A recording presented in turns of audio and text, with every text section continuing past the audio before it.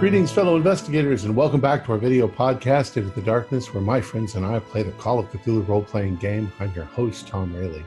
Our campaign is The Curse of Nineveh. It was written by Mike Mason, Mark Latham, Scott Dorward, and Paul Fricker, and it's available at the Chaosium website. I'm the GM, and this is episode 4. Our recap will be given by David Gasaway. So, without any further delay, let's continue our journey into the darkness. David? Cursed be the plunderer. He cannot avoid discovery. His reward is death. Those were the words written with Lord Brightman's blood on a piece of parchment and inserted into his insensate mouth after he had been murdered in his home and mutilated. A statue of the Assyrian god Nabu was stolen from his home. Shortly thereafter, another larger bust of Nabu was stolen from the British Museum, and in the process of that theft, a young man was bludgeoned to death. Before his death, he had helped himself to an unusual gold statue of Nabu. We learned at the British Museum it's called Nabu Ascended. This is what we have learned, we members of the Wentworth Club, from the local constabulary and from the British Museum.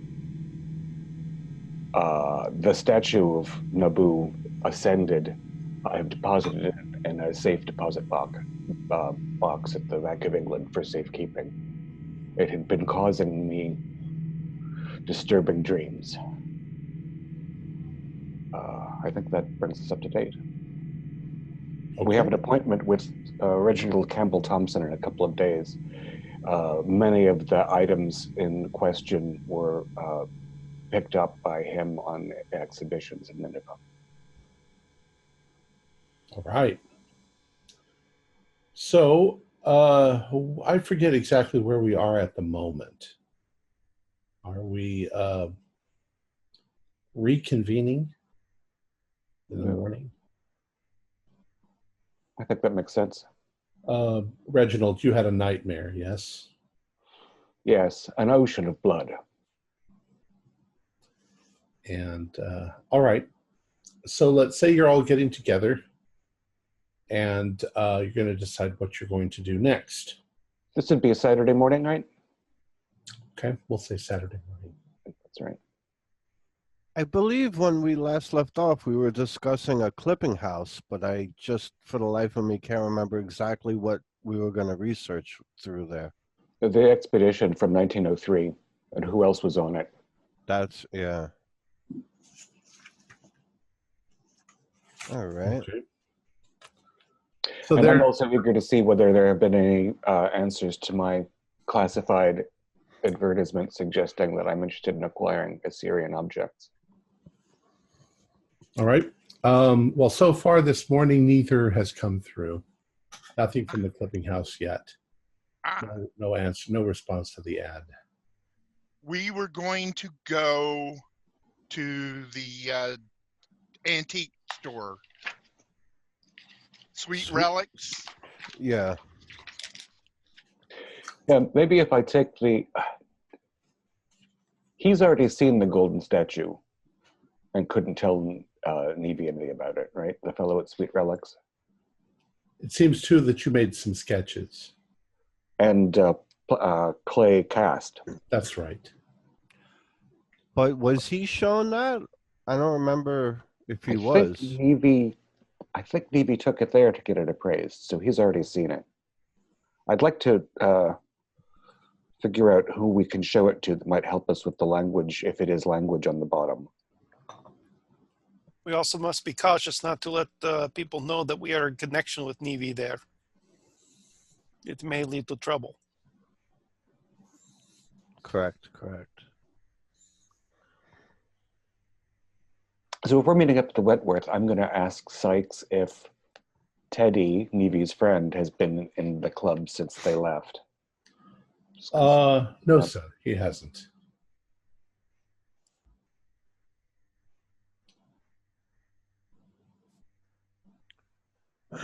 Now we've gone back to the gentleman that passed away. We went back to his house, right? Howard Brightman's house. Lord Brightman. Yeah. So, Did okay. you? I don't recall. It's been a couple of weeks. That's why I'm trying to. I don't I think think the butler rebuffed you there. But that was the first week when Fuller Albright went, but I don't recall if we ever made it back to the house. I don't think you did, but you did talk to the policeman who gave you most of the information you were probably going to find out anyway.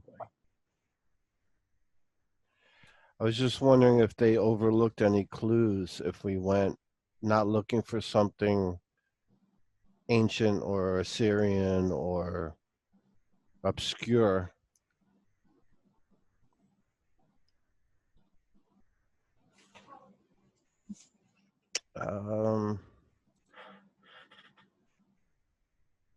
You also have other leads that you have possible are Nevy's house. You could see if her roommates know anything. Maybe about her whereabouts or where Rayburn Price is taking them.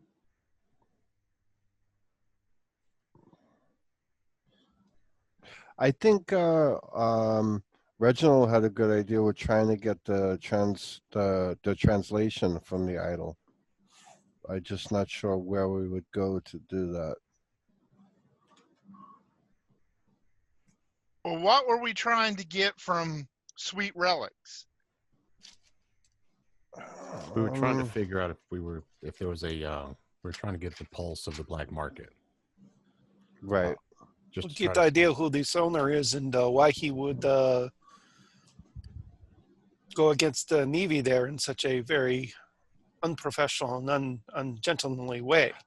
Why? Well, we know the owner's called Swine Sucker. So if maybe we could look him up too, find out a little bit about him before we even go there. Go in with our hands, cards loaded or whatever you want to say. It's a good idea, yes. Gentlemen, just I have random idea, as they say. Do any of you know where I could find information on legal cases? If there was legal cases pending, do you know of anyone who I could talk to? Maybe here at the club or otherwise? Legal cases for what? There's 10 million legal cases pending in London at the moment. Well, legal cases, I've been thinking, legal cases in regards to antiquities. This is something larger that I'm piecing together. It might lead to leads for us as well as explain something that's been going in the back of my head here. Because I'll try and explain as best I can. We have a group in Iraq apparently that is upset. These Nauvoo people were upset that these artifacts are gone, and apparently this group has done some pretty heinous stuff. Heinous. That's interesting word. Yeah. Bad things. They've been doing bad things. Could be possible that they tried to, how would you say, pursue legal ends of missing artifacts before going to extremes. It might lead us to where they might be. I see where you're going with that. It could be a possibility. Yes. It might be a way of finding these people, and maybe not to demean our poor fellow who's been murdered, but perhaps he was involved in something that he shouldn't have been, and this acted against him. These being labeled a plunderer might be a last resort to a greater thing that's gone on that might have been tried to solve legitimately, but it never worked out, and they went to extreme means. Maybe there's some record of a legitimate legal case in regards that we could look into. Possible. I wouldn't even know where to begin looking for that. Neither do I. That's why I'm curious to know where we could maybe find the information on cases out there, especially cases surrounding antiquities, and then maybe narrow it down to something that might tie in with our situation. Also, along that same line of thinking, we could expand it out further. Who would want these back? Who would consider him a plunderer? Like, what group would that be? Exactly. I mean, maybe even though this group has done this sadly heinous crime to our friend and to the man at the museum, maybe there's a lot more that's happened that has forced their hand to take such drastic actions. You know. Here's a question. In the Wentworth Club, is there anybody of Middle Eastern descent? No. Oh.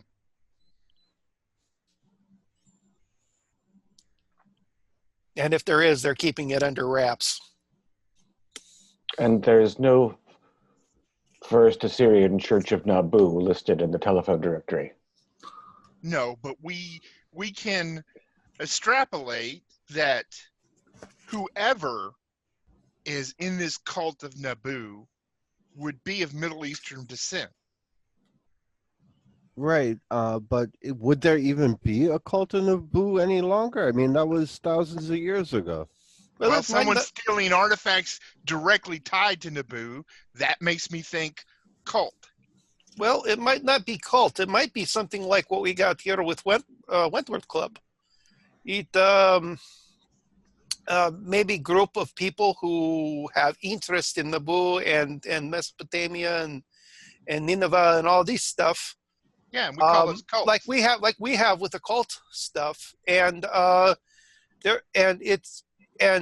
they have their own agendas along similar lines. They don't necessarily have to be a religion, but it just be people with interest in it. But I personally do not see how it would go to such drastic ends where they would be going after people they would call a plunderer. I mean, many people plunder out there, and you don't see people going after them all the time like this to such degrees. Well, I think Fuller's point is that you don't tend to sever the hands and feet of people because you have an abiding interest in ancient Assyrian culture. Agreed. Okay, at this time in London, how big would the Middle Eastern population be? Well, I mean, they don't work on the railroads like the Chinese do. So, I mean, is there like a little Pakistan area of town or something? I don't really know the answer to that, but London's an international hub. There's going to be people from India, people from Turkey, people from the Middle East, people from just about everywhere, China, Japan. How daring are you? Oh, geez, here comes the daring. Who you speaking to? We could drop hints in certain cultures and sit back and wait for someone to come for us. Well, that's, somewhat what I'm after with my classified advertisements, hoping to stir up attention from people who are also interested in Assyria. And it's currently a British property, yes? Didn't Assyria become Pakistan? No. Iran. Okay, you're right. Iraq. It's the ones are across the river from Mosul.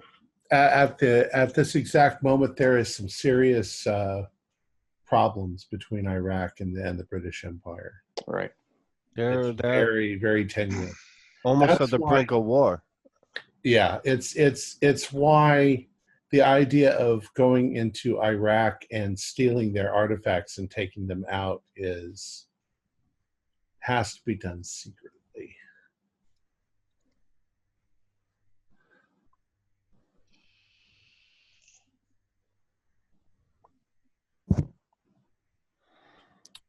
So what should we do, gentlemen?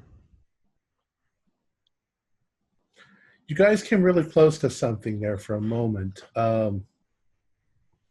In order to get things out of Iraq, things have to be done secretly, but people who are doing that sort of thing also need funding and a base, such as the British Museum, who would love to get their hands on artifacts. And as far as you knew, there was a 1909?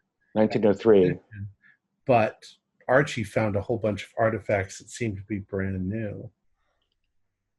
See, that's the lead I was trying to work last time, but it didn't seem to bear any fruit. But that's why I was thinking of when we spoke with, is it Campbell, Reginald Campbell we have the meeting with? Yes.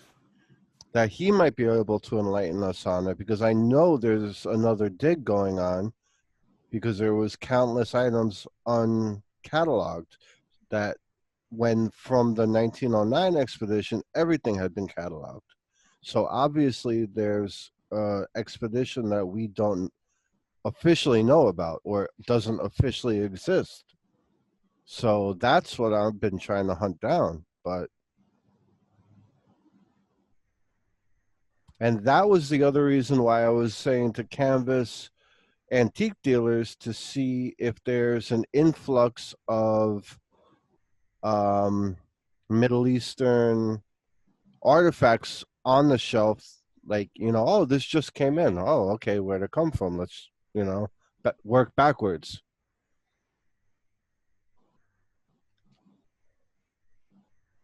But so what do you guys want to do? I wouldn't mind going down to the old Sweet Relics store myself. I'll go with Felix. I deal a lot with people who are hurting and looking for money. Maybe some of the shadier elements of town. Yeah, I would like to check that out then also. And I am one of the shadier elements in town. So we got that going for us. So the three of you or all five of you are going to go to Sweet Relics? I believe you said that I had an address for Navy. Yes. So perhaps I will go and speak with her and see if we can learn anything else. Maybe update her, verify that the object she is interested in is currently safe, but that she was wise to get rid of it. Okay. I'll tag along with him. Okay. So the two of you are going to go to Nevy's residence, and the other three are going to go to Sweet Relics. Before we go, is there anything in this club that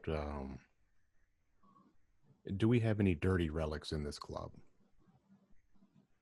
Not that you know of.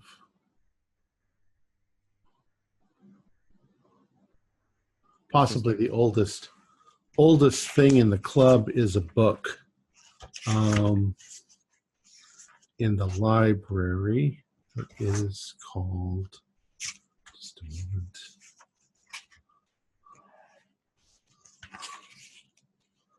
I've got this somewhere.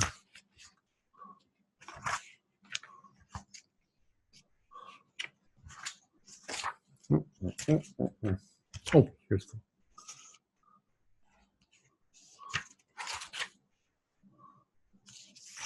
Nope, that's not it.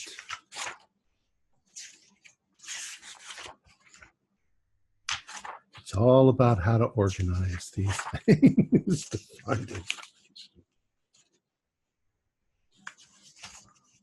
Where is the stuff about the club? Here's the club.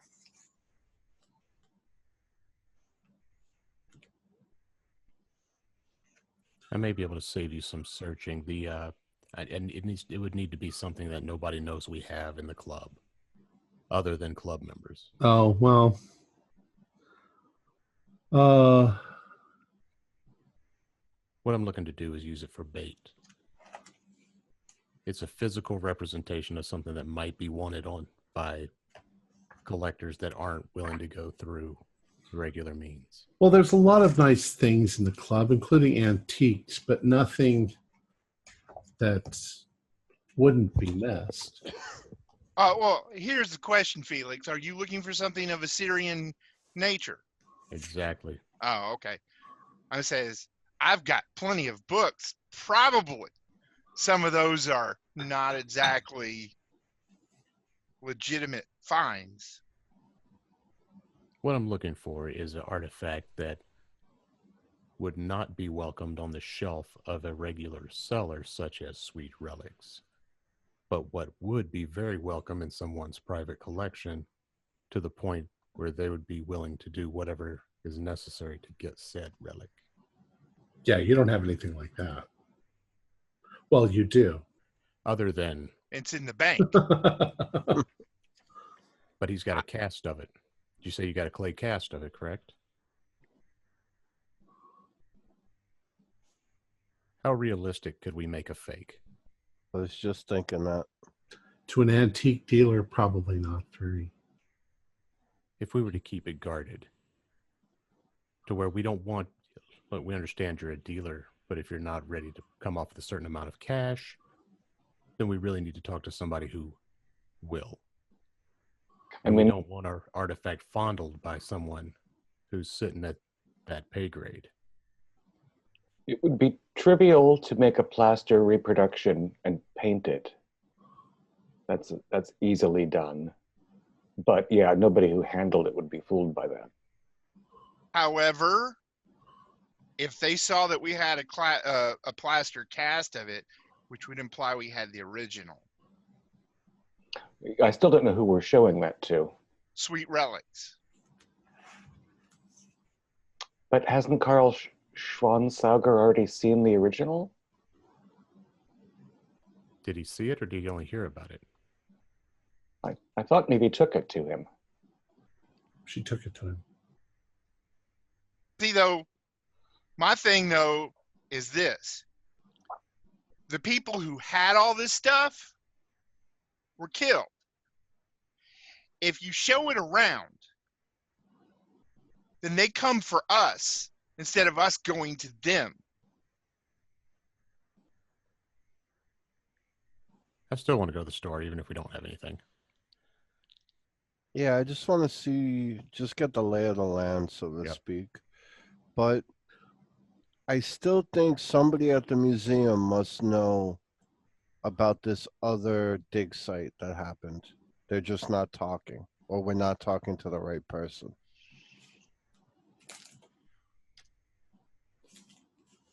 Because, oh, sorry.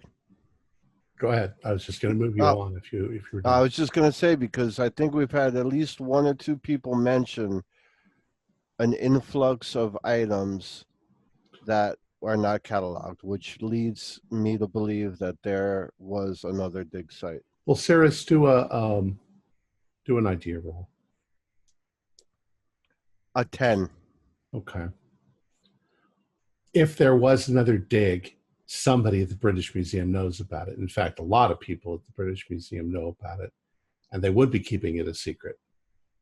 All right. It's also most likely that if there was a dig, it was headed by Ramsey Campbell. So he'll definitely know about it. All right. Whether he tells you anything about it is...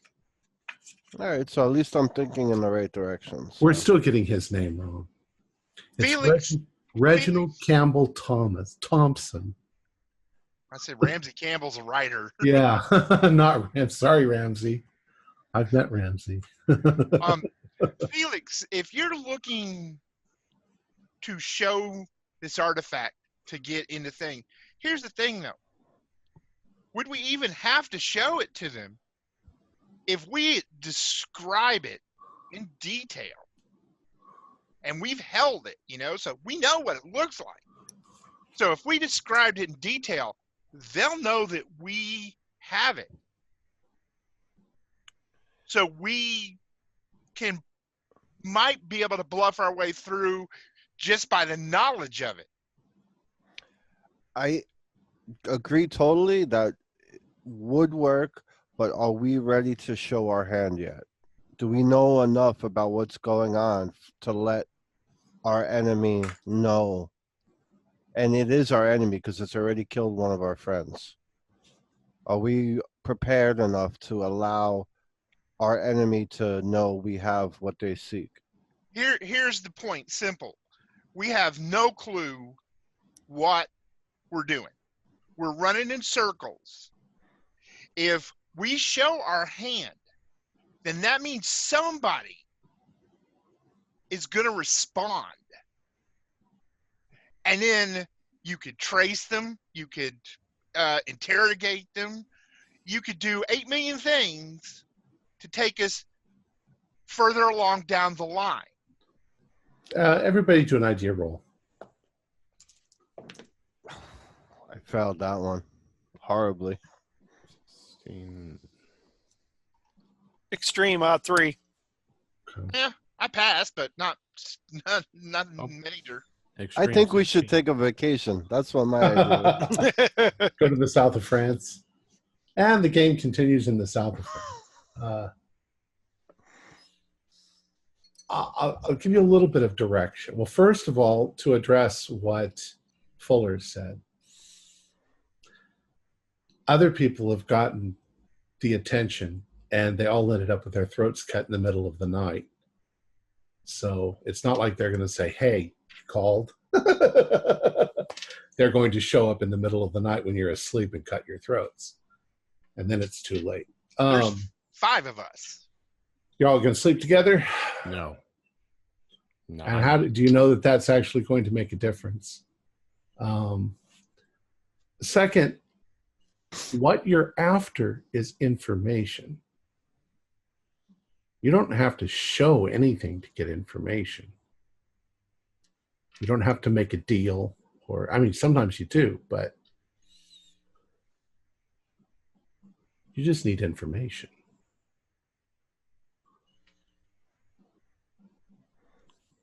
So I was waiting for the Reginald Thompson meeting. Well, we could do that. I mean, you've got the right idea. Going places and getting information is what you need. I would like to go to that antique shop, but I don't want to play my cards yet. I just want to go, browse, ask about a few things, maybe even ask about some Assyrian stuff, but not we have a statue and yada, yada, yada. Just So what are you trying to find out by asking those questions? If he knows about Assyrian artifacts, you already know that he knows about Assyrian artifacts. If he deals under the table. And so when you find out that he knows that he might deal under the table, I mean, Nevi told you he was kind of a shady dude. So the question you have to ask is, what are you trying to find out?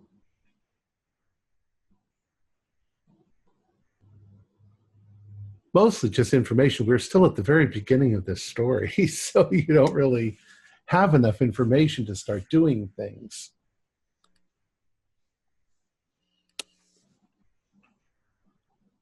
I could suggest stuff, but it would be out of character. Well, while you guys are thinking about that, let's have the other two go to visit Nevi's address. Okay. And then maybe you guys will think of some things for sweet relics. All right. So you guys travel to a rather nice little neighborhood. And let's see, how do they describe the place? It's at 5 Well Road, Hampstead, in North London. It's a well-appointed little terrace house. And, well,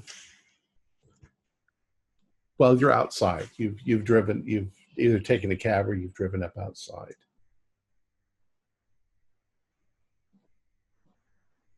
Vadim and Reginald. And this is the home that Nevi fled. This is where she was staying, correct?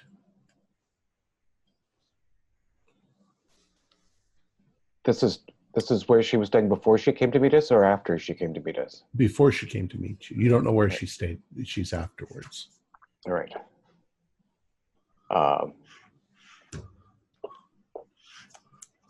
So we will ring the bell. Okay.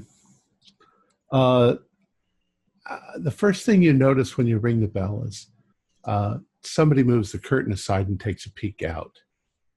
And then somebody comes to the door. It's a young woman. She's dressed kind of in 1920s style. She has her hair in a ribbon, and she looks at you and she's like, "Yes, can I help you?" I certainly hope so. This is the residence of Nevi, last name, is it not? Nevi Selsipuk, yes. Yes, She- Selsipuk. Sorry to interrupt you. She's not here. I understand that. I'm Reginald Harcourt. We became acquainted when she came to the Wentworth Club in distress before she left town. Would you mind speaking? Oh, this is my friend Vadim, a member also of the club. Pleasure to meet you, ma'am. If you have a few minutes, we'd love to ask a few things. And she turns around and she says something to somebody, and a gentleman comes up. He opens up the door, and he looks out and he says, "You're here about Nevi, Right, quite, yes. Yes. and you're from the Wentworth Club." And you see him look outside and do this. And he goes, "Come on, son. You seem very cautious. I hope nothing untoward has happened. Please come inside." Come inside. And as you step inside, it's a nice little place. And the woman is looking out the window in both directions. And she says, "I don't see anyone." And he says, "Please come inside. My name is Bingo Pinker. And this is my wife, Honoria." It is a pleasure to meet you. He says, "Please tell us, where is Nevi? Do you have any idea?" I don't have any precise idea, no. She did not want her whereabouts to be known. That makes sense. Has something happened that has alarmed you? Well, this all started about a week ago, before her friend Archie was murdered. You know that he was murdered. Yes, I'm afraid Yes, so. it is very unfortunate. We, Honoria here is the first one who noticed, but she thought she saw someone outside on a fairly regular basis, as if we were being watched. And she says, yes. She says, I dismissed it at first, but then Nevi became very agitated and frightened about something. And she packed up her things and said that she was going to have to go away for a while.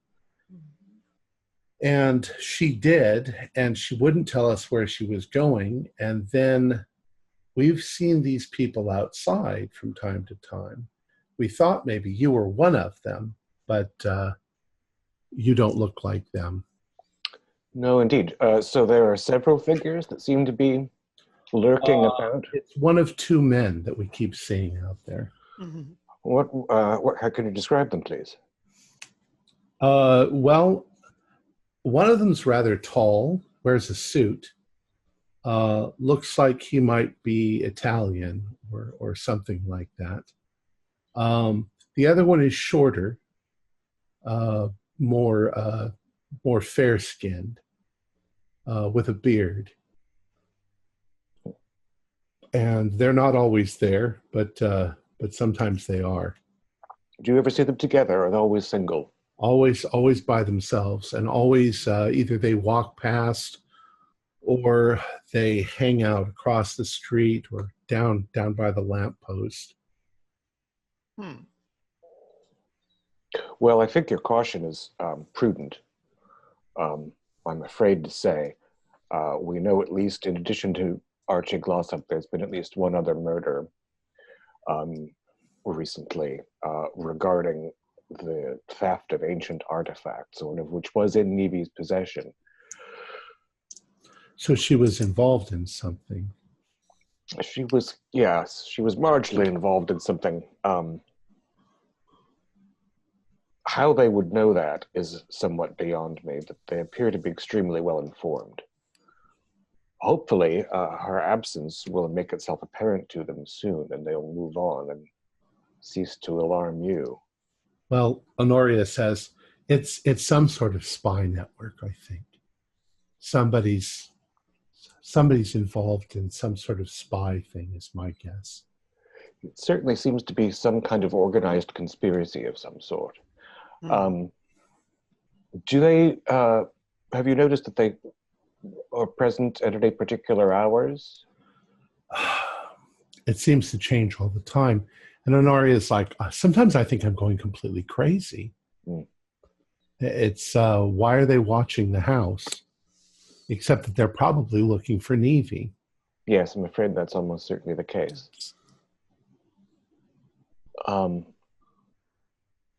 Vadim, I'd rather like to chat with one of these fellows, don't you think?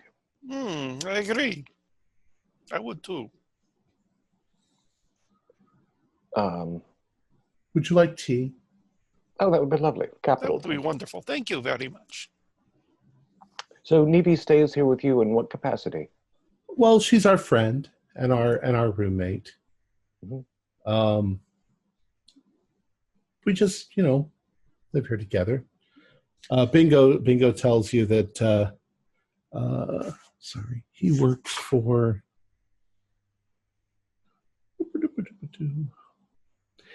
a publishing company that produces strange fiction. Mm-hmm. And she works for a peer as a secretary. Did you happen to know Lord Brightman then? She says, I know who he is. Yes, and he recently passed away. Yes, it's all mixed up with this business with Nevy as well. Really? Yes, I'm afraid so. I'm afraid those deaths were connected, and that's why we're here. And that's why you're right to be concerned about these men lurking around your domicile. Well, we haven't had to call the police yet, but now if I see those men, I think I'm going to call the police. That might be wise. Might be a prudent maneuver. I do agree. Would I think there's anything in Nevy's room worth seeing? I don't think so. She left some clothes. She kept a journal, but she took it with her. If you don't mind me asking, where did Nevy originally come from before coming to live here?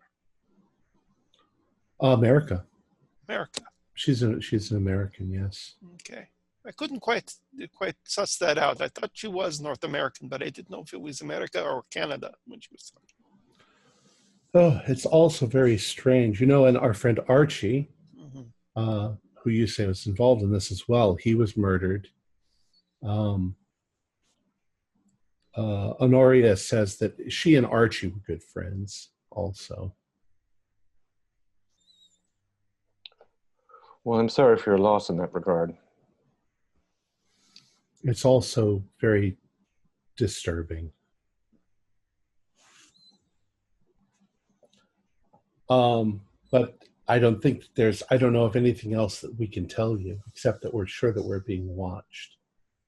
Well, thank you very kindly for the tea. And these little sandwiches are scrumptious. If you don't object, I think Vadim and I might return and keep an eye out for your unfriendly watchers. Honoria goes out there out to the window again, and she peeks out the corner, and she goes, "He's there now. Come, Which come one? see." Well, thank you very much. I also will peer out, of course.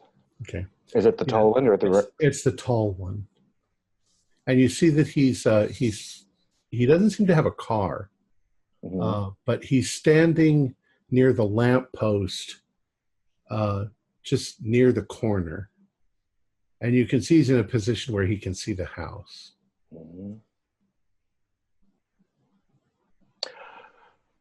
Well, Vadim, I'm a little concerned about him seeing us leave this house, but I don't know when we're going to get a better opportunity to chat with somebody about Naboo.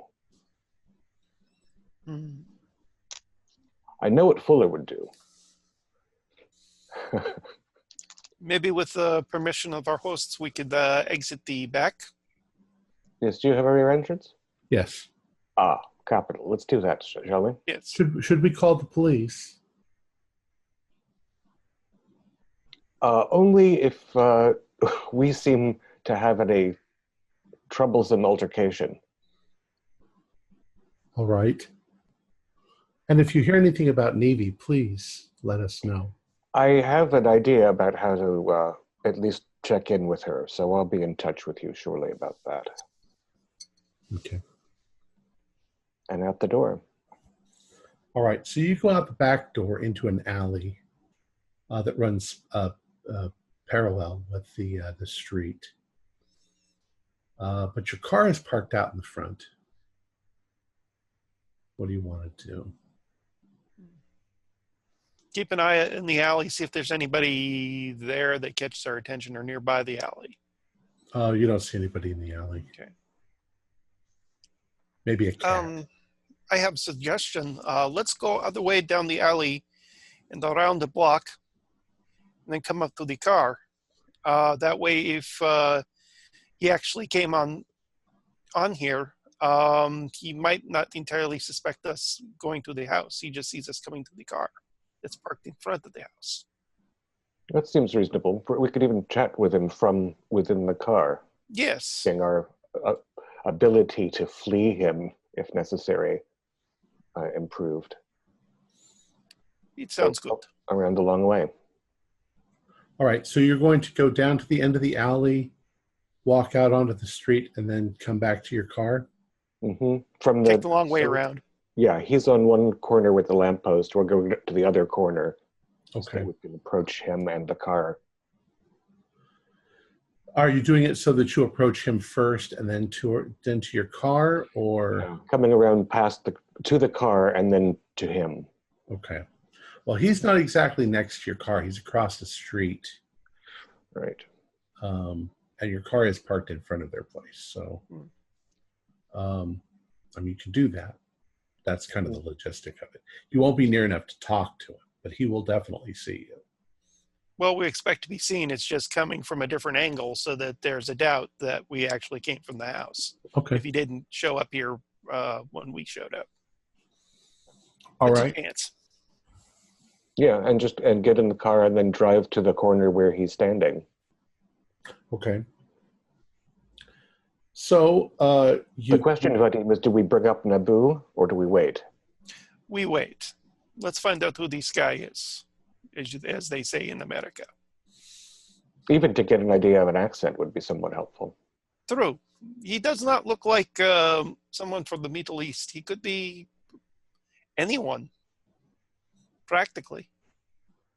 He's a little dark, but he's more of that olive Italian sort of. He could be anyone, practically.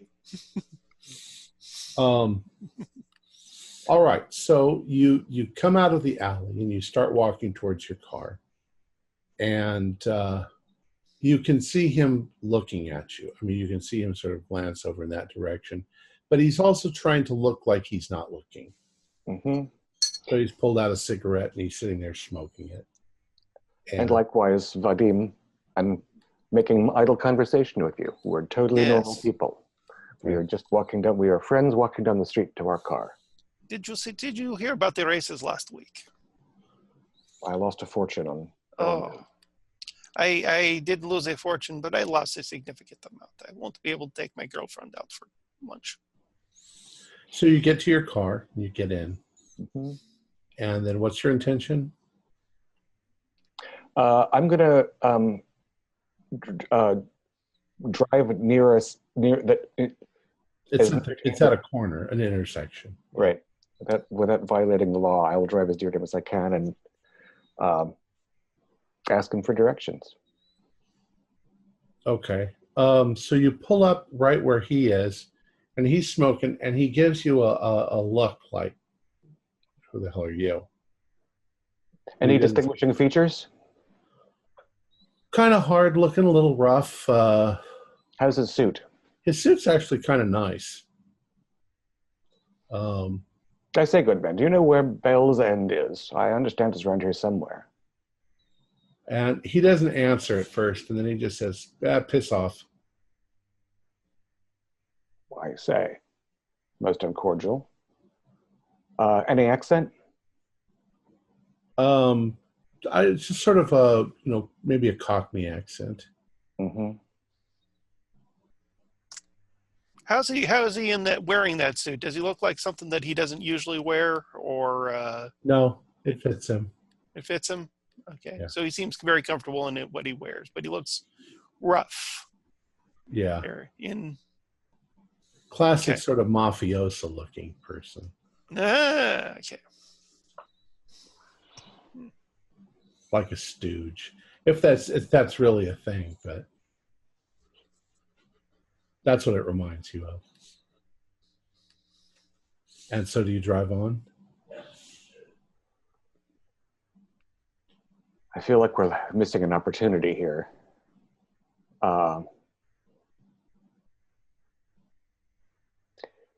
Yes, I'm hoping to find Bell's End. You see, my friend Nevy's staying there. And, well, I guess you can piss off yourself.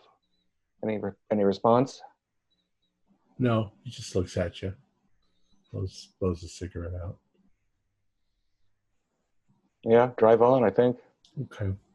I'm driving. No. Who's driving? Vadim? Sure, I'll be driving. Okay. I thought that's what you just said.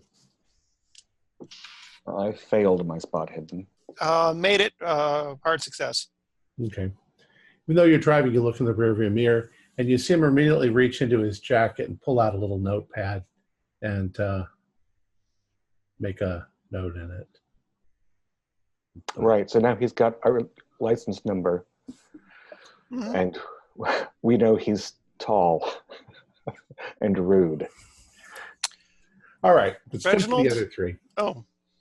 I'm sorry. What were you going to say? I was just going to say, he turned to Reginald, that man looks like he is either from the government or from the criminal syndicates.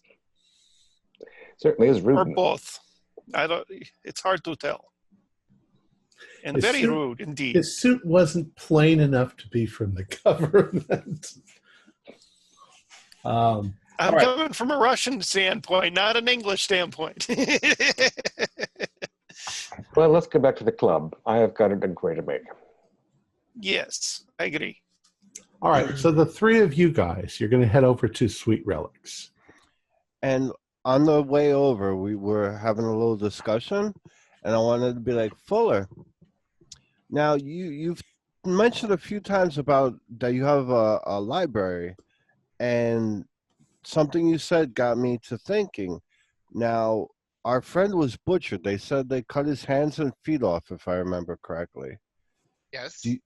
Now, you have some obscure library. Is there any rituals that involve dismemberment like that? Is there anything you could research that would pertain to the Middle East or Naboo that a murder would be committed in that way? Is that sending a sign? Is that like they say back in the States, they'll put the mafia will put cement shoes and throw you in the river. Maybe. Well, cutting off the feet and the hands has got to be some form of insult, I guess. The note in the mouth is the important one. Because according to the note, this guy was a plunderer.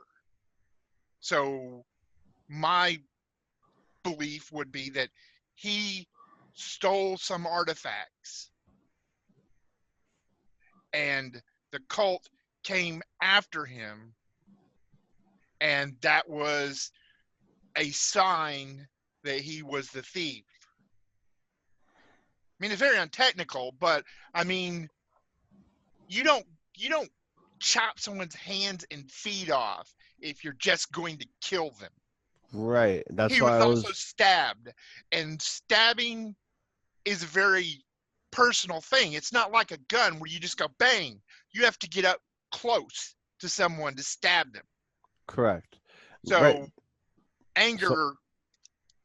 Right. They were sending a message, but my point is maybe you could do some research. Like I was saying, in the States, if they put you in some men's shoes and throw you over, you can kind of say the mafia did it.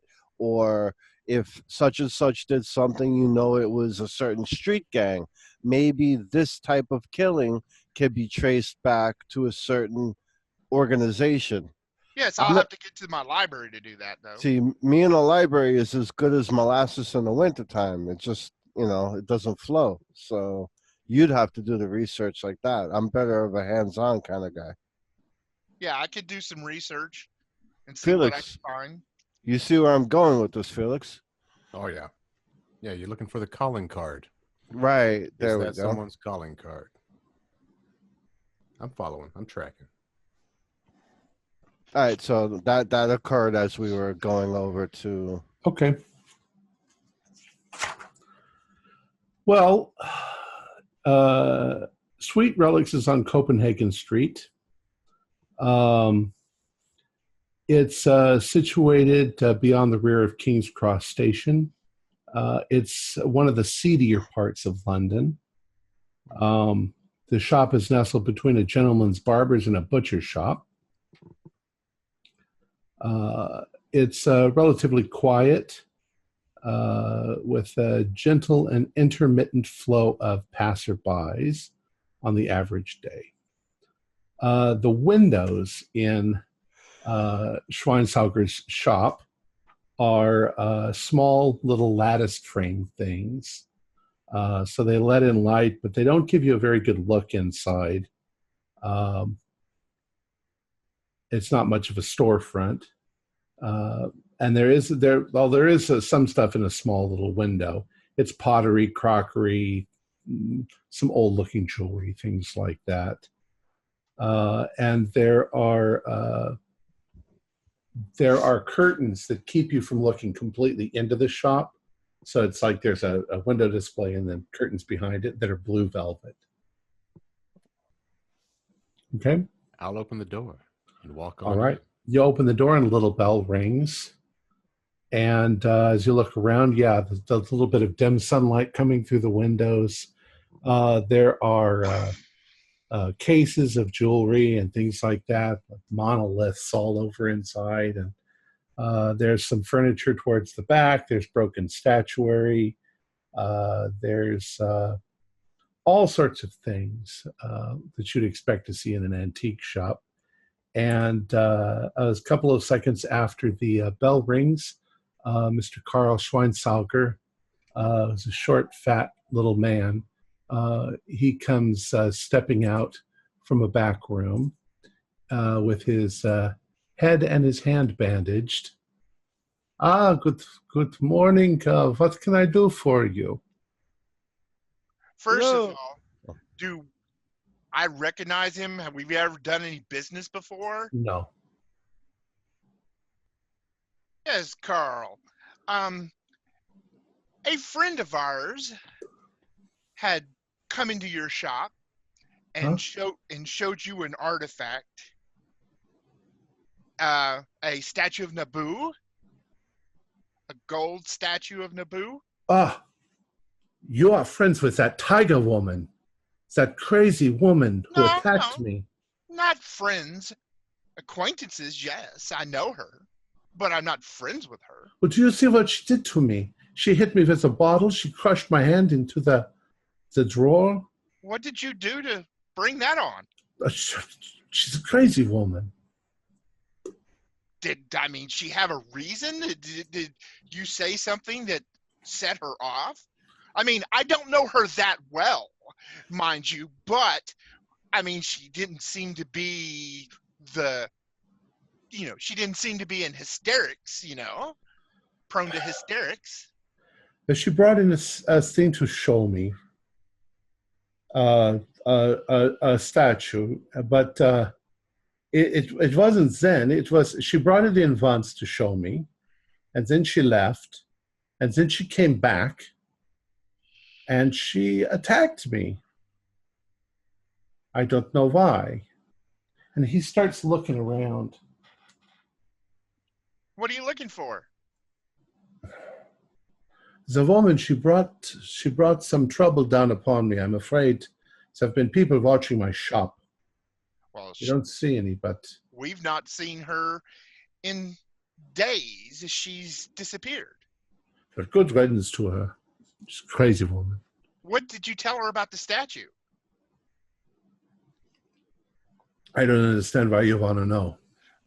Well, to be honest with you, a friend of ours was killed over that statue. So the curse is true. Curse? What curse? All those sort of things from that part of the world are cursed. They're better to be left on the ground. But you mentioned curse like you know a specific curse. I don't know a specific curse, but that statue, that was not a good thing. That is from Nineveh, and it is I suspect that it is part of something from not from Yanis, the way it was described, but probably from the Temple of Nabu, cursed place. Well, the funny thing is Nabu is a god of the scribes. And this statue was different than others. It sort of showed him possessing or rising out. It was an abomination. An abomination. Yayul Hutres de Pendraga, Yahab the Yahya. What language is that? Sounds like Arabic. Okay. I would Yeah, understand that. you're not quite sure what it was. It was badly pronounced. Schweinsteiger is German, right? Yeah. Okay. Was she trying to sell it to you? I don't know. She wanted to know information about it. It's if you're going to find out anything about that sort of, I suspect that that rascal Campbell Thompson has gone back at some point to Nineveh and excavated it. Nobody thought that he would find. He went there originally to find the Temple of Nabu, but was unsuccessful. And then King died, but he went back anyway. My guess is that they actually found it. The Temple of Nabu? Yeah. Only they didn't have time to take all the stuff, so they went back 10 years later and got all the stuff. Are they dealing it on the black market? I don't know anything about the black market.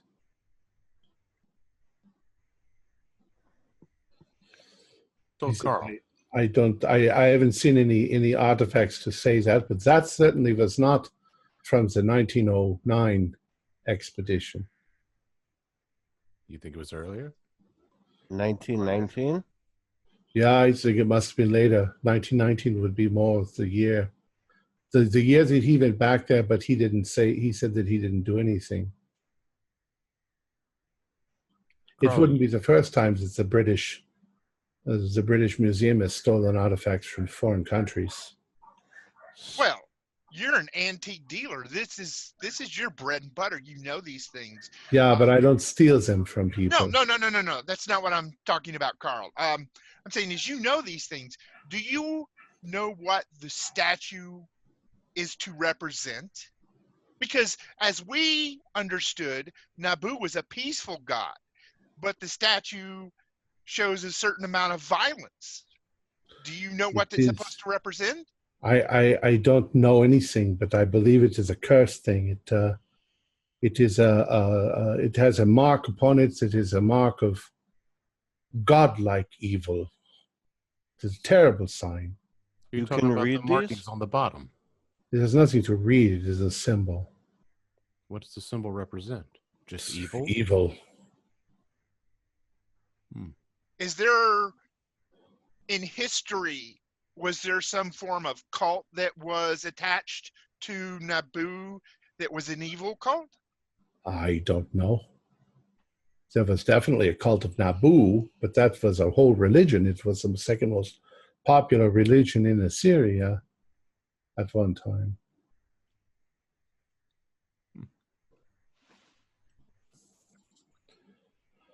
Carl, you said This all makes me very uncomfortable. This woman Nevi has brought this danger into my shop. you said people kind were of watching you. Yeah, I think there are people watching me. What do they look like? I never get a good look. There's just people. Well, describe them. Short, tall, Just people. British, dark complexions. I don't know. They never talk to me. They just show up and look around, and they might be watching us right now. When Navy came back, you said she left and then she came back. Was that the next day or was that the same day? It was the same day. She was upset because her friend apparently was murdered. Murder has that effect on people. Yeah, but she attacked me.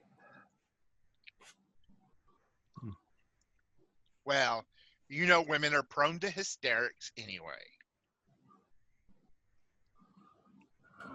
It's, I am well aware. Now, if you don't have any other business with me, you go speak to Thompson. Do you know of any other artifacts that came out of this temple? I have no idea. I haven't seen anything like this. You haven't seen anything else like what Nevi brought into you? Or That's- something, Nothing that I had- haven't already known about for 20 years. anything else with that symbol on it? Nothing that I've seen, no. Do you know where this artifact is presently? I have no idea. I assume she still has it.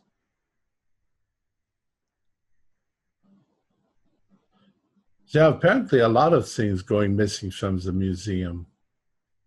I think she had a list. She had the list? Yeah, I think she had a list. Do you know what culture that symbol, that evil symbol, is from? I assume Assyrian, Okay. so it's not cuneiform. It is something that haunts the nightmares. Do you know anybody that would know that symbol? I don't know. I know that the digs, the people who went on the digs were all cursed. I think I heard recently Lord Brightman was murdered in his house. I think it's just a matter of time before Thompson is murdered. I think there's only 3 or 4 people still alive from that dig. There were all sorts of accidents that happened on the dig. The only one I know of is he's a madman. You go see him and find out what he thinks he unleashed. Who's What's that? Who? That's Mr. Peter Simpkin. He was on that dig.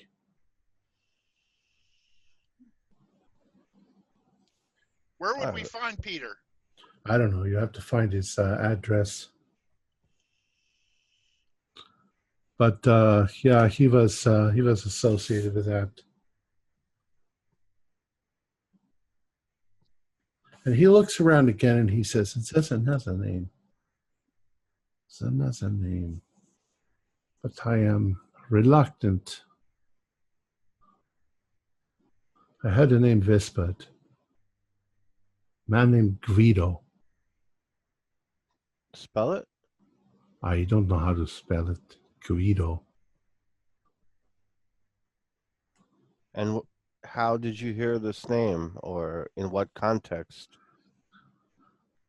It is a name that I have suspected for a while. I'm not at liberty to say, but I am. Please, if that is all, leave me. Could we possibly jog your memory? Pull out my wallet. Start counting out pound notes. No, I don't want your money. I don't have any information for you. How about this? The people that have been coming around and watching you are tied into this somehow.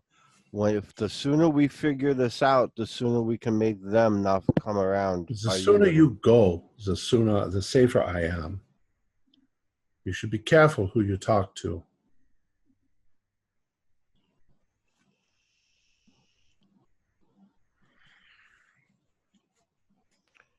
Now, if you don't mind, and he points at the door.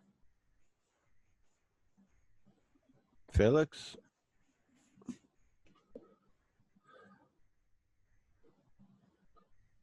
I really get nothing. I appreciate it, Carl.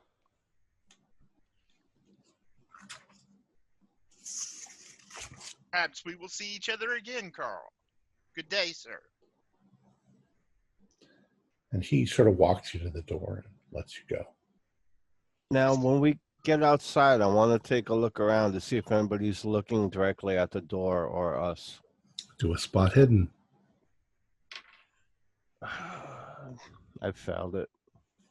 What I want to know is when he walks us out the door and we leave, do we hear the door lock behind us? You do. In fact, he flips the closed sign. Uh-huh. Can I listen just to kind of see if he turns or anybody's talking to him? You can, but what you can hear is him walking towards his office. In fact, you can sort of see that through the little bit of window that's there. Just trying to see if anybody was in there listening to us. Reginald, jog my memory here real quick. He's not there. I know, no, this is just trying to figure out if I would have seen this. When you made the cast of the statue, would you have gotten that symbol on the bottom of it as well? Yeah, that was the first priority, was getting a copy of that. Okay, so I mean, we have what that symbol looks like. Yeah, we do. Okay. Well, basically what we confirmed was what I was already thinking. There was another dig. I didn't know when, but now we have a semi-solid date of 1919, which we need to speak to Reginald Thompson about, which was where I was going with this in the first place. But we have this name Greedo, Peter Simpkin.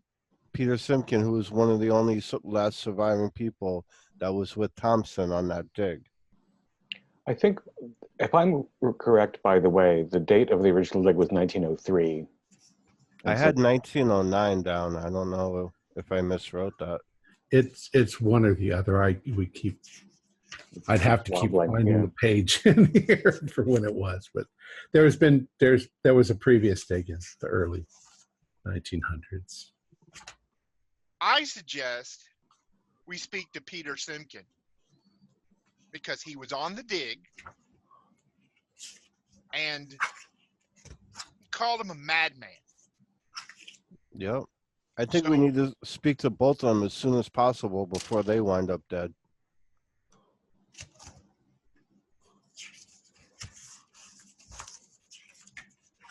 This curse might have scared Simpkin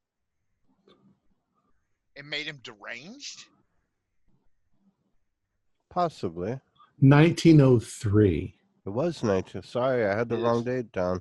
is when Leonard William King and Reginald Campbell Thompson went to they're on their first expedition to Nineveh. So then 1913 would be the second dig. 1919 is when Leonard William King died in his hotel.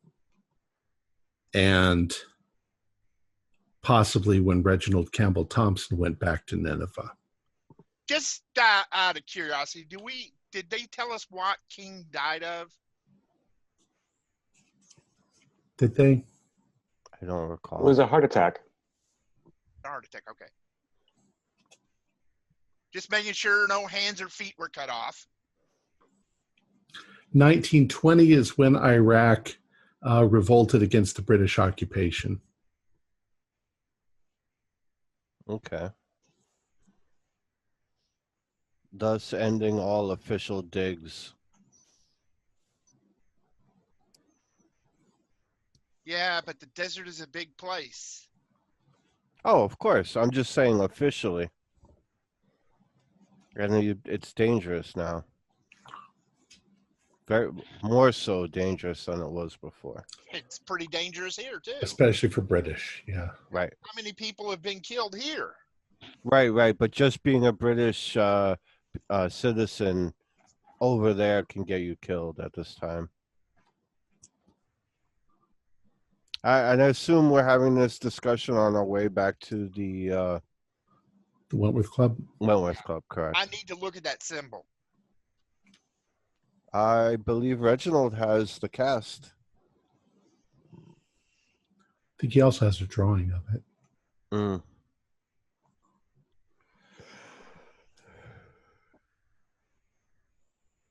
No. Do we think that we got what we needed from Schweiger, Carl? Did we get what we needed from Carl? Besides the name Greedo and Peter, but Campbell should have led us to Peter anyway. The name Greedo we have to look into. Okay, here's the thing. Guido, obviously an Italian name. He's probably a working class man. That's going to be hard for us to dig up on. Peter Simkin, if he was on this dig, he's an archaeologist. We might find information of where to find him at the Wentworth Club. Thompson, same deal. Well, we have a meeting with Thompson in a couple days. Okay. So let's see what we can dig up on Simkin. All right. And I still think you should do some research on those ritual murders. And the symbol, now that we know the symbol right, is an evil symbol, you know, I mean, between history, occult, and library use, I should hopefully find something. Okay. So you're all back at the Wentworth Club. Fuller, you're doing research? Yes, I want to look at that symbol. However you want to play it, history, occult, library use. Any of those three would match. Okay. I say that you spend a couple of hours going through the available library and you don't find any such symbol. Okay. Okay. Felix, Vadim, and Reginald, and Cyrus, what are you guys doing? I'm gonna ask Reginald for a copy of the symbol as well, because I want to have a look at if we've talked and discussed what has happened amongst us here. I would really like to look into it myself, but from a slightly different angle. I have a symbol that apparently causes grief and harm and is considered evil, which kind of goes up my alley in that, you know, the end of a cult, that you have something that establishes something that has a causation. And my idea here is to look over the symbol, see if I can find something initially, and then from there start going through record, again, like with Fuller, go through records at the Wentworth Club, and then maybe start tapping into some of my occult resources and connections to see if I can get any further information. Okay, you do 4 hours of research and find absolutely nothing. Okay, but I'm still looking over the symbol because, again, symbology is something that Vadim is obsessed with, and it's like, in his mind, it's like symbol causes something. What causes this issue? What causes this Vadim, cause and effect? I'm not sure of this, but I think we're chasing a dead end. Yeah, maybe. I don't know. Does anybody want to go for 8 hours of research? Don't we have a meeting with the captain? Didn't know the answer to this just in a day or two. Say Go to that the again? museum. Go to the museum. Also, I think that somebody's lying to us about a secret dig. I think that they would know about a secret dig. I know they're lying to us. And we also have, Assuming that we all debrief each other on our Right. respective mornings, the clearest connection to me seems that the fellow who's camped out on Nevy's block might be this Guido guy. That's what I was trying to ask you. You said he had a Cockney accent. That's not Italian. It doesn't mean he's first generation immigrant. He could be a third generation immigrant and have a lower class accent. But we don't know anything about Guido, but we do have a rude Mediterranean looking guy hanging around. We also know that if we want to meet the enemy, Fuller, as you have expressed interest in doing, we know 2 places that they're stalking. It also suggests that they have no idea where Nevy went, which is good news, or they wouldn't still be bothering her old block.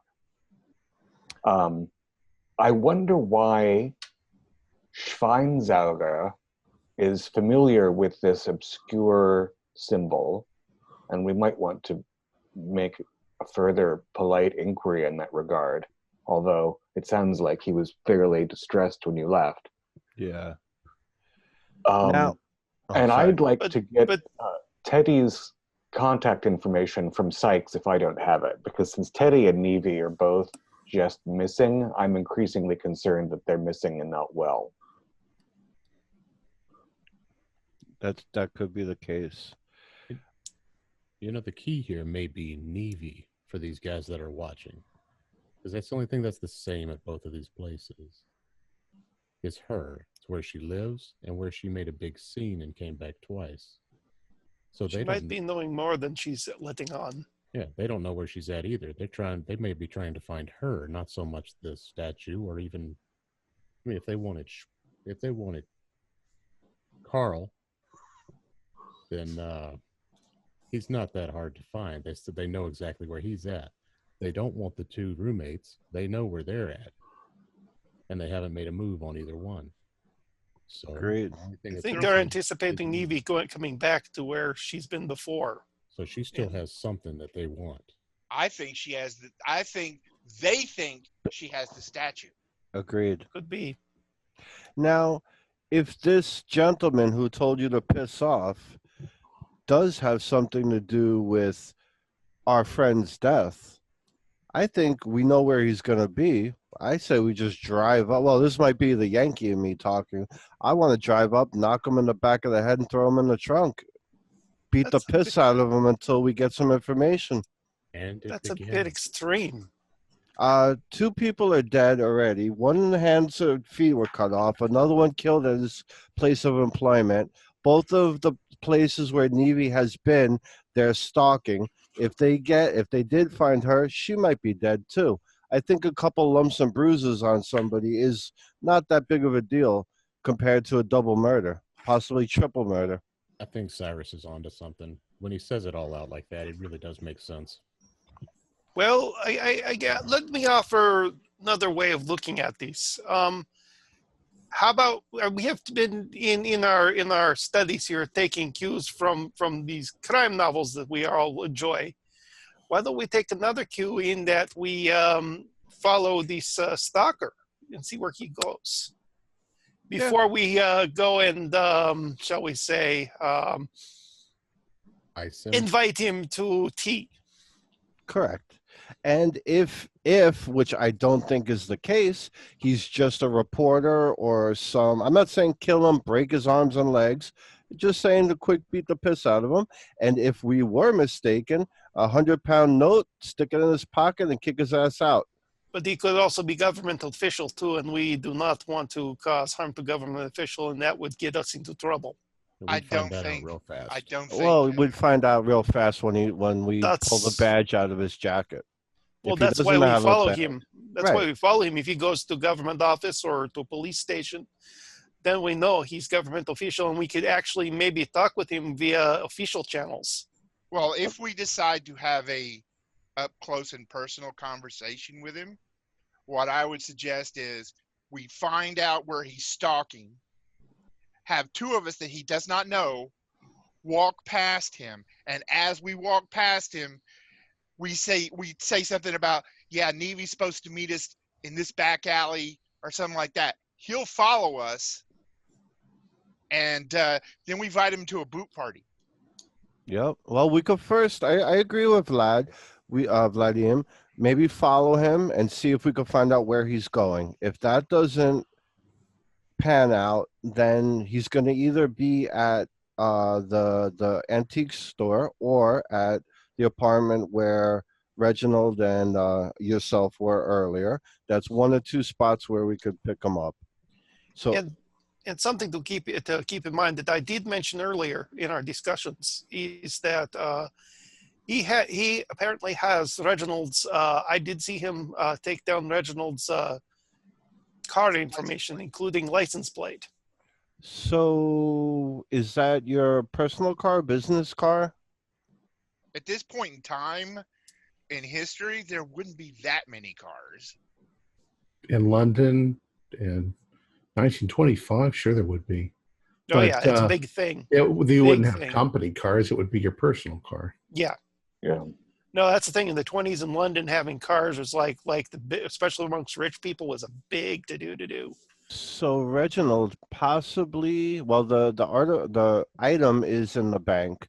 Maybe you can stay in one of the rooms at the club for now, just so you're not at your residence if he does try and track the vehicle down. You know what I mean? So you're not home alone and somebody comes a calling. You're at this club, which they will not get access to.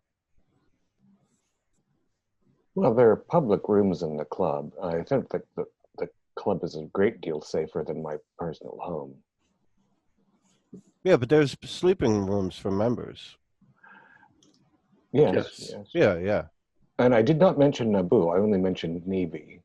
So there's no necessary connection. Well, if they know that Nevi had the statue and they're looking for the statue, they might say, oh, well, maybe Reginald is holding Nevi in their house, keeping Nevi hidden in his house. If, that's what they're looking for.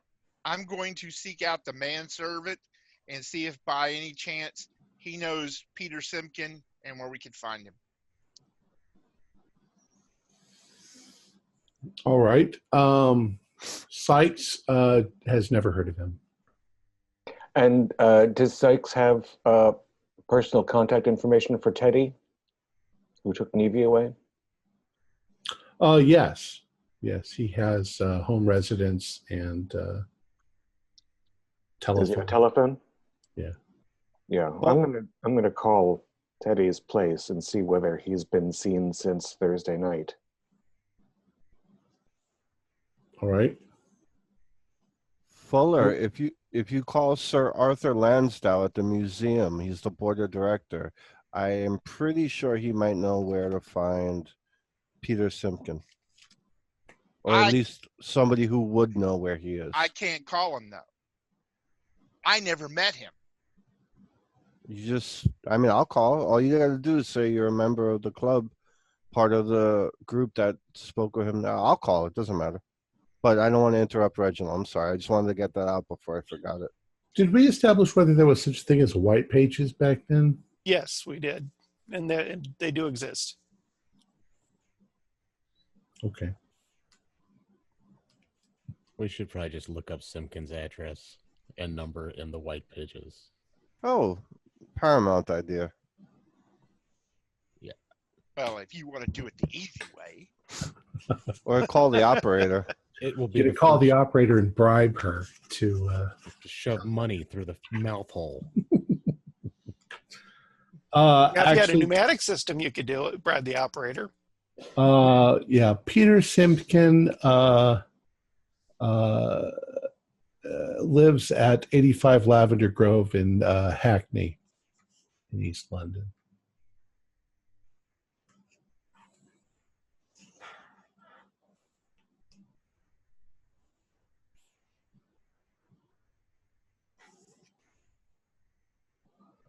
Yeah, here it is right here in the book. 85 Lavender Grove, Hackney. And there's a phone number? Yeah, absolutely. I think we should arrange a meeting ASAP because it seems like everybody involved in the digs are dying. Yes, if he's not aware, he should be, that he's in grave danger. Also,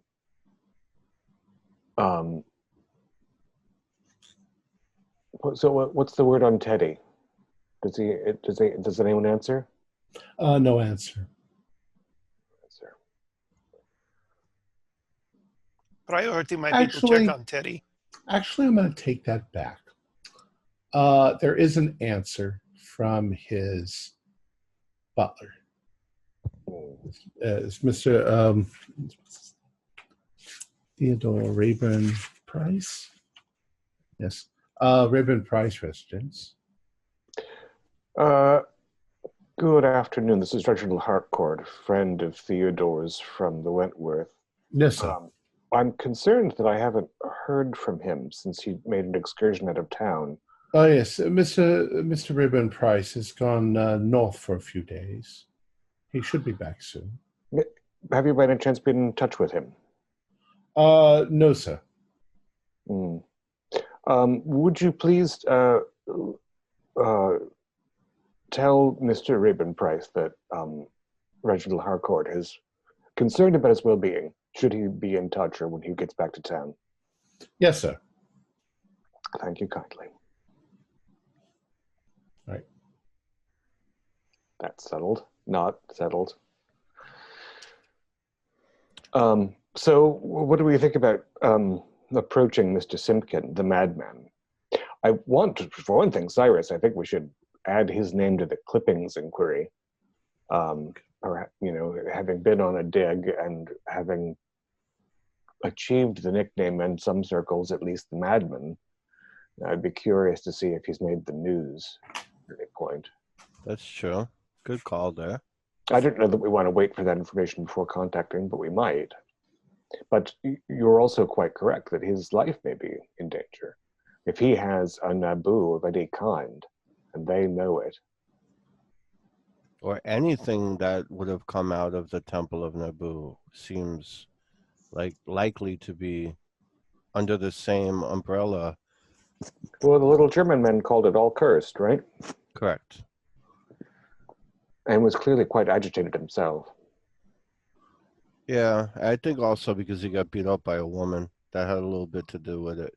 And then the people coming around his establishment has got him unnerved. Mm-hmm. And when he said Guido, he knew, but he wouldn't reveal why he knew him. I'm wondering if that's that same gentleman that you had a run-in with. It's a consideration. You described him as being quite defensive when talking about nefarious acquisitions. And this Guido fellow looked like he might be involved in nefarious acquisitions in some circumstance. Which is Correct. why he didn't want to talk about him. Yep. He either deals in nefarious situations and doesn't want that out, or he doesn't.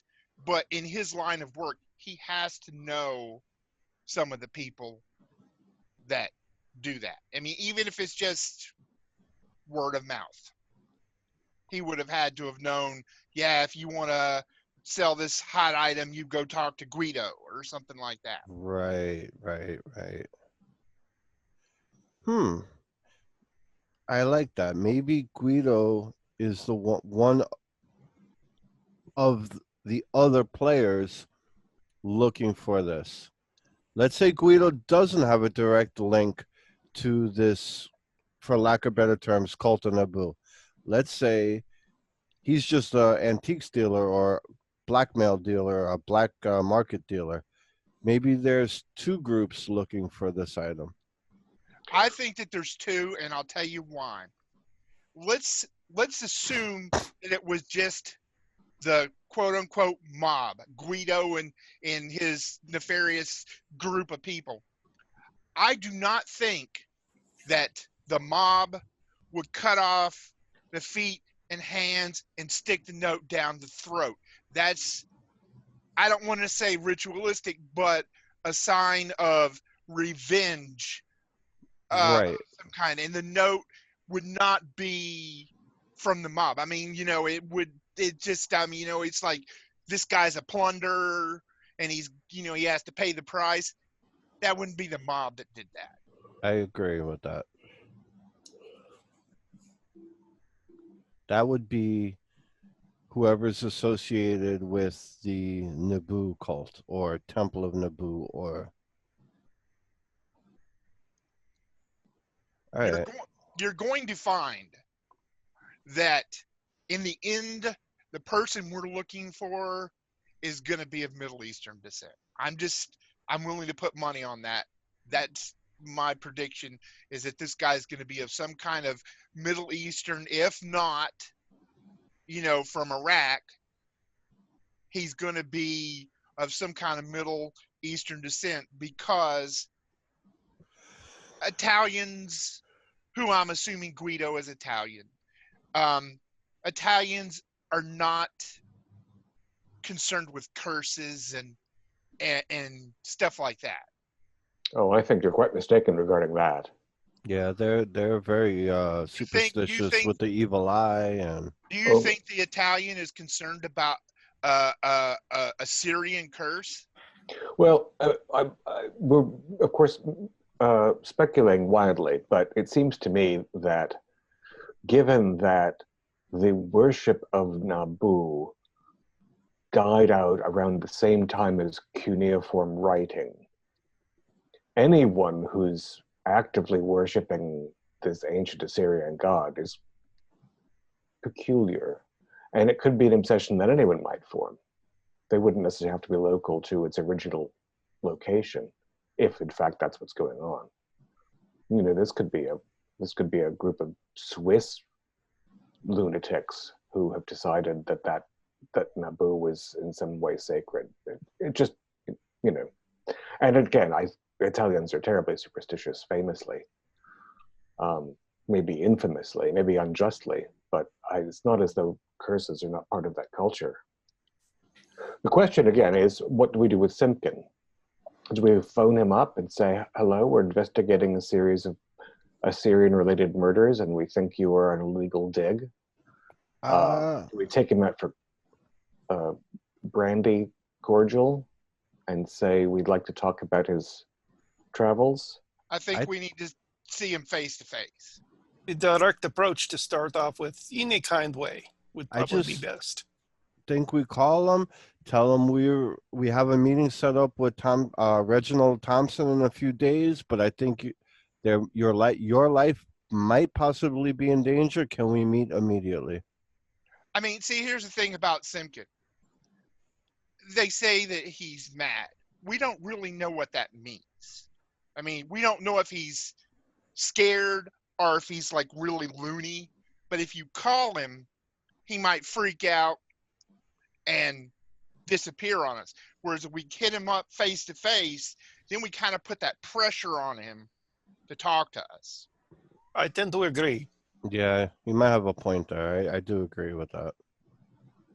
But we should be very cautious when dealing with him, because if he is suffering from trauma of the mind. Yeah, he said mad, but I mean, we don't know the definition of mad in his opinion. It's true. So what you gonna do? My favorite question. You guys want to head out and try and talk with him? Yes.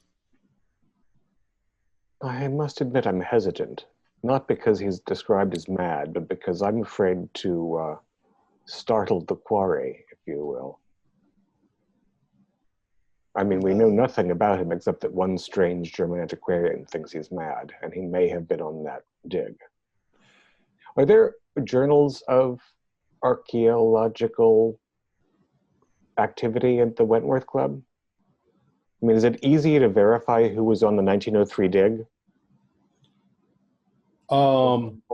It should be, yeah. Yeah. That's a pretty famous dig. I could be wrong, but wasn't there only like 3 people left alive from it?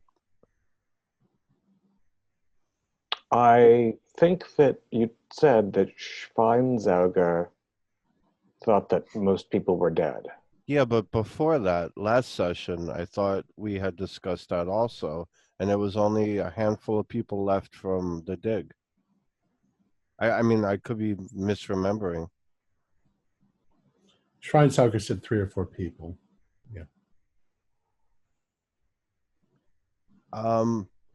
I too would like to do further research, but I think the way things have been happening, we might not have a second chance to speak with him. That's my only.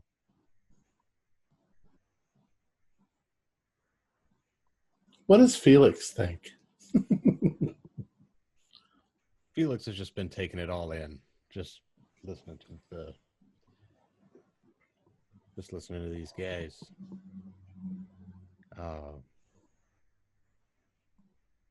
We're what, 24 hours out from our Reginald Campbell Thompson meeting? Yeah, we'll say that. And if we go to that first, if we wait for that before we go to Simpkin, because he'd have the skinny on Simpkin. Like, he'd know the guy. Right. But 24 hours, Simpkin may be dead. So it's a toss-up. We can either gamble on Simpkin's life and wait until we talk to Thompson, or Who's going to lie to us? Unless we Maybe can be not the very terrible. clever. most likely. But or we could just run over and see Simpkin. All right, so you're going to head over to Simpkins. And gentlemen, I request all of you to act with some restraint, at least at first. Agreed. Oh yeah, I the only guy that I wanted to whoop was the guy that was that told you to piss off. 1, to teach him some manners, and 2, find out some answers. But Simpkin, I think, is actually he might have some good information actually to let us solidify the fact that there was a 1919 dig. I mean, right now it's all very strong rumor, but we don't have 100% definitive proof that there was. Okay, so you're heading for 85 Lavender Grove. Simpkins' house is near the end of a terrace row, not far from London's Field Park. As you pull up, it's late afternoon. You can see that the curtains are all drawn. Out of curiosity, we don't see any strange people standing around on street corners or anything. No. Okay. So as you walk up towards the house, everybody do a spot hidden. Oh, yes, critical. Fail. Don't see a thing. A hard success. Well, those of you who passed, as you walk up towards the front of the house, you do notice the curtains move. Like somebody was peeking out. Maybe you made a little bit of noise when you came through the gate. On the door. So what you going to do? Knock on the door? Gentlemen, I think we want to approach this from the point of his personal safety initially, regarding whether he has any artifacts. Hopefully that will lead him to be more open with us. Agree. Agreed? Agreed. Bell one of us pull? walk Door around- knocker? Should one of us walk around back in case he goes to make a break? I'll do that. I'll walk with you. All right. All right. So two of you have gone to the back. The rest of you are in the front. Fuller, you said you knocked. There's no answer.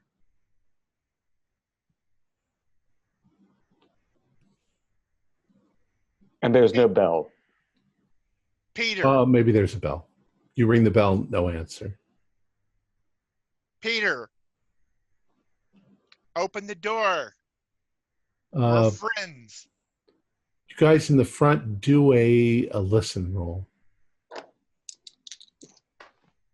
I made it, but 007, I can hear anything. I made it jest. Okay, Reginald, you think you hear something, and as you lean towards the door and you listen, you can hear somebody inside with a squeaky little voice going, "Go away, go away, go away, go away, go away, go away, go away." Ooh. Okay, so he's that kind of mad.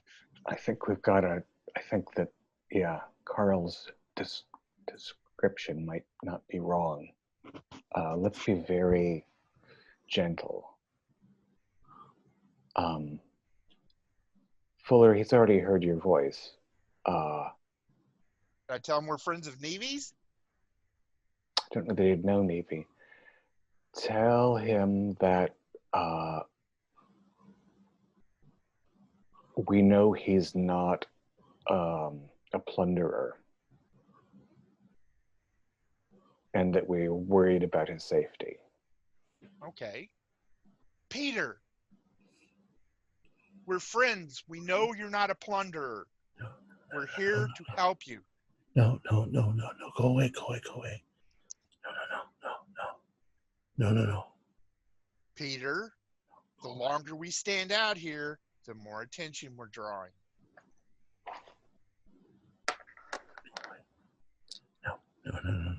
No. Go away, go away. I don't have psychology, man. Yeah, it's a pity I wasted that 7 roll because I have a 10 in psychology. So do I. I mean, it's like... Well, in this case, you need something like psychoanalysis. Right. Okay, I got a 1 in psychoanalysis. Should I risk it? Can I use luck? So the two of you who are in the back, Yes. you don't hear anything coming from, there is a back door. Yeah, I Is was the gonna- house dark?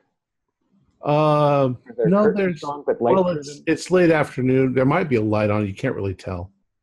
It's still light outside. Is it locked? All of the windows all the curtains are drawn. Yeah, it's locked.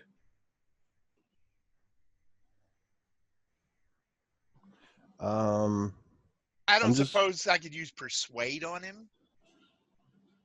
You can try. You want us to actually play that out, though. I'd rather you play it out.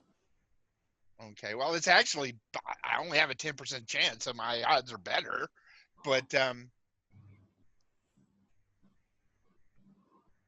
Peter, I'm Reginald Harcourt. I'm concerned about you because I don't know if you've heard, but Lord Brightman has been murdered. he probably knows that. Do you see, Mr. Simpkin, why we're concerned? Because Go away! I don't mean to distress you, Mr. Simpkin, but we are concerned that you might be in some danger. Nobody's home.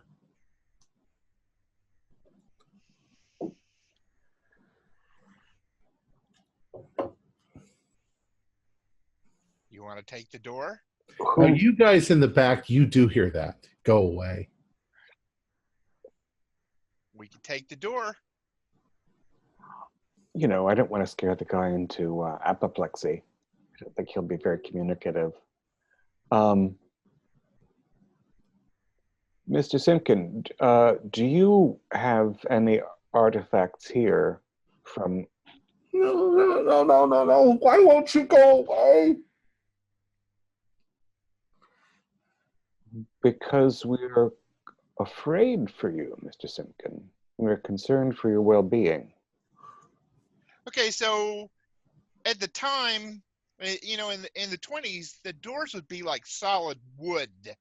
I mean, they would be really thick. So he's not going to hear us whispering to each other. Why don't we play it from another way? Tell him we've been to the site at Naboo.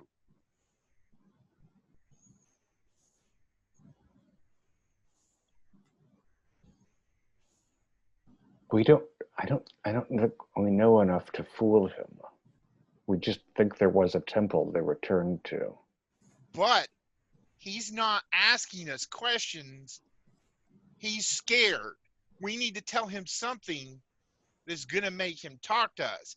If he finds out later that we haven't been to the temple because we don't know anything, but I'm thinking that if we say we've been to the temple, that's going to get his jelly in his brain moving. I don't know.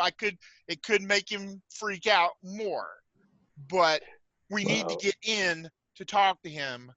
So it's either that or break in through the back door. What do you say, Fuller? We start a little lighter, and we just bring up Naboo and move in baby steps. Should we tell him we have the statue? It might be prudent eventually. Mr. Simpkin, are you upset about the Temple of Naboo? All of a sudden, you hear him sort of cry out. Just a general shriek of, no. Hey, Felix, I think they're communicating with him from the front. You want to go around and hear what's going on? I don't think this guy's running out the back door. I don't think he's running anywhere. Yeah, let's go around front. We'll just go. And then I kind of approach. I'm like, I hear screams. I'm trying. This guy is obviously scared out of his mind. Whether it's true insanity or just complete total fear. And we don't have psycho animals. Do you mind if I try speaking with him? Just be gentle. Oh yeah. I'm gonna hey buddy. Are you okay in there? All you can hear is somebody in there crying.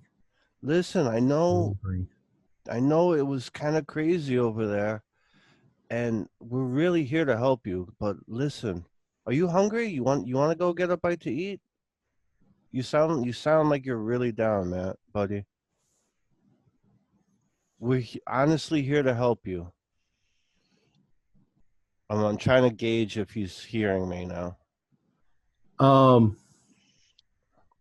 You can hear that he might be fairly close to the door, but all he's saying is, go away, go away, go away. Please go away. We'll leave, but we just, Thompson, right? He starts screeching again, and you can hear him moving around the room like he's really agitated. We know how to help you. We know how to take the nightmares away. Just please trust us. You don't hear anything. Nothing. I look back at the guys like. Do you think if we dropped a name that we might, now that's going to scare him more if he knows the name? I was going to say if we say Guido. No, but that's probably going to scare him more if he knows him to begin with. Especially, we don't want to be mentioning that because we don't know what Guido's job is. Right. All right, so shoot that idea down. At this point, I'm thinking maybe we should talk with Thompson first and then come back You're here. muted, Reginald.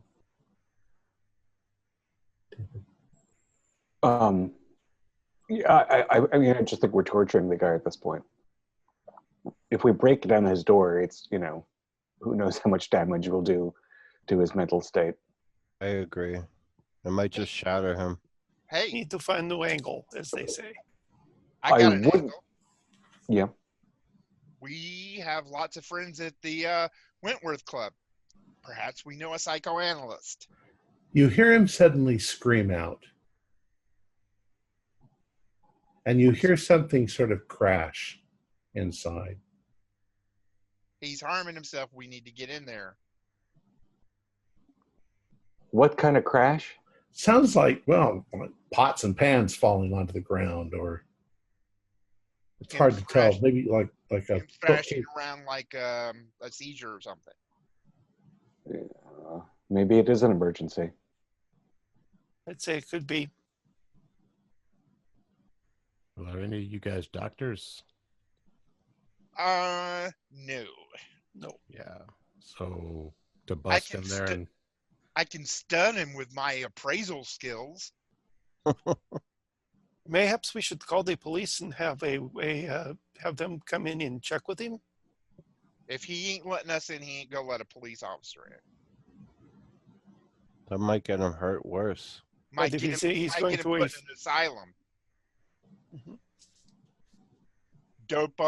Doped up on laudanum. We're not getting anywhere here at this time. I say go through a window. Go through a window. I know that that's going to scare him confronting him, but who knows what kind of harm he's doing to himself. And if we were in his face, he's more likely to talk to us, but I'll do whatever you guys want to do. The other option is to leave a card so that when he is not being confronted, if he wants to reach out, he can. I think that's prudent. yeah, and I'll draw a smiley face on one of my cards so that it seems friendly. And I'll just put it in the door. And then I'll wait for these guys at the gate.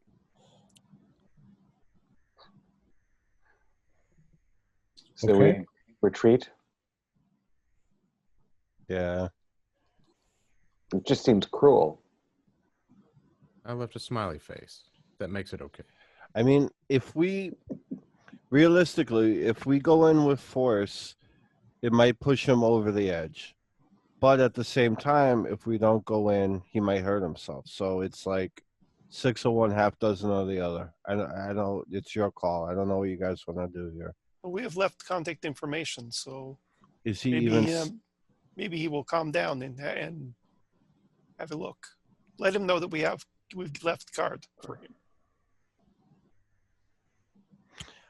I want to take a look and scan the area. Is there anybody watching us? No. Okay. I'm hoping we didn't just lead Guido here and we leave and we Is kind of doomed him. Is his mail piled up? There's a slot in the door. Okay. Just put the card in the slot. All right. I didn't know if we had Probably mail should've. slots back then. Oh yeah.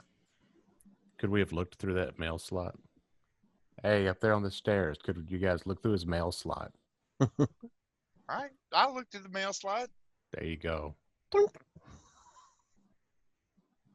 See, passed out on the floor. It's dark inside. You can't see anything.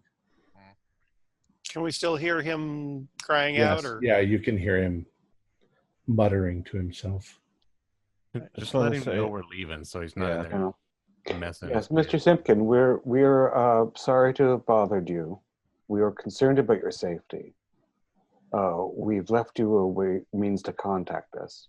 We're several friends from the Wentworth Club, and we'd very much like to speak with you. And we're, again, sorry to have upset you. Reginald, you said that you've had bad dreams since you touched the statue. Do you think maybe he's touched the statue? That's what sent him crazy? I hope that, well, I'm not sure how that would work exactly. It was a disturbing looking thing. I just, maybe bilious. It's hard to say. If touching a thing can make you into what is left of Mr. Peter Simpkin, then I will be very concerned for myself. All right. So are you going to leave, Simpkin? Unfortunately, I think unless we want to traumatize him more, it's the only course of action that's civil. Okay. Now I'm going to ask before we finish up, are you going to do anything else today? Or are you going to pick it back up again in the morning? Well, I wanted Fuller to look at his private library to see if he can come up with any information like we discussed earlier. Tomorrow is our meeting with Reginald Campbell Thompson, whose name we will always get right from this point. What time is our meeting tomorrow with him? I don't recall. 1 o'clock? I'm not sure we specify. We'll say 1 p.m.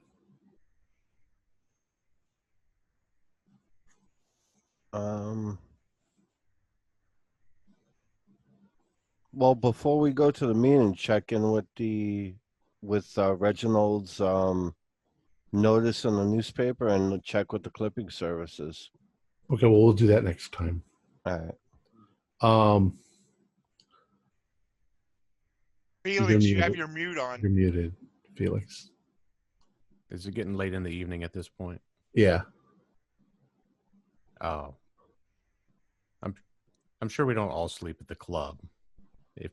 No. At least I don't. I know Reginald is, because he's tainted his home with Nabuius goods. After I leave the club, I'd like to drive by Simpkins' house. Once everything's calmed down a touch, and just see if anybody's watching. Yeah. No.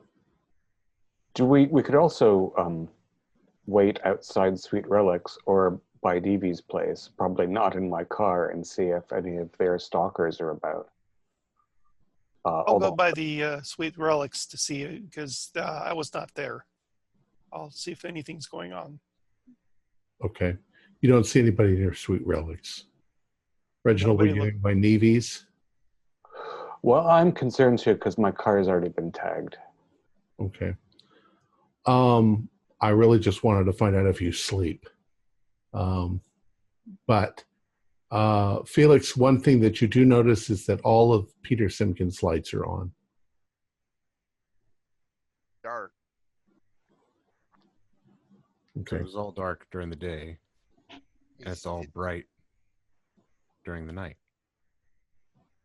He's afraid to sleep.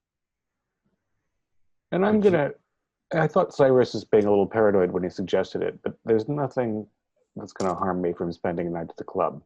So I swing by my home and pick up some fresh things and spend the night in one of the guest rooms at the club. Okay. Reginald, do a power roll.